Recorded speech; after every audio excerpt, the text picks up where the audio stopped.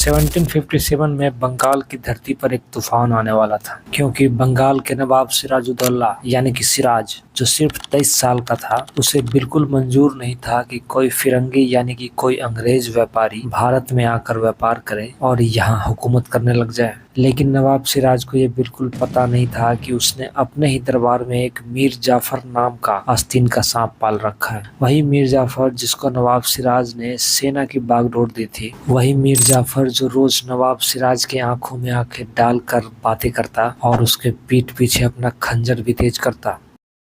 मीर जाफर ने Robert Clive से हाथ मिला लिया था, वो सिर्फ इसलिए कि मीर जाफर को बंगाल के नवाब का पद चाहिए था। फिर 23 जून 1757 की वह प्लासी के मैदान में लड़ी गई लड़ाई, जिसमें नवाब सिराज की विशालकाय सेना और अंग्रेजों की एक छोटी सी सेना आमने सामने थी। लेकिन जो सबसे बड़ा था वो था विश्वासघात। मीर जाफर की फौज चुपचाप मौन खड़ी रही और बेचारा सिराजुद्दौला अंग्रेजों के खिलाफ अकेले लड़ता रहा। लेकिन बेचारा सिराज कब तक लड़ेगा? आखिरकार नवाब गिर गया और अंग्रेजों की सेना यानी कि मीर जाफर की सेना जीत गई। फिर उसके बाद सिराज को मीर जाफर की सेना ने पकड़ लिया और उसके अपने ही रिश्तेदारों ने ही उसे मौत के घाट उतार दिया।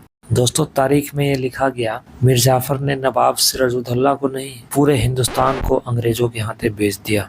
अब देखो उस्ताद, सबसे बड़ा धोखा या सबसे बड़ा गंभीर चोट वही दे सकता है जो आपके सबसे करीब हो, और वो ऐसा इसलिए क्योंकि वही वो व्यक्ति है जो आपकी कमजोरी और आपकी ताकत को अच्छी तरीके से जानता है। इसलिए तो कहा गया है, to have good enemy choose a friend he known where to strike. इसलिए अपने दोस्तों से भी आप सावधान रहें।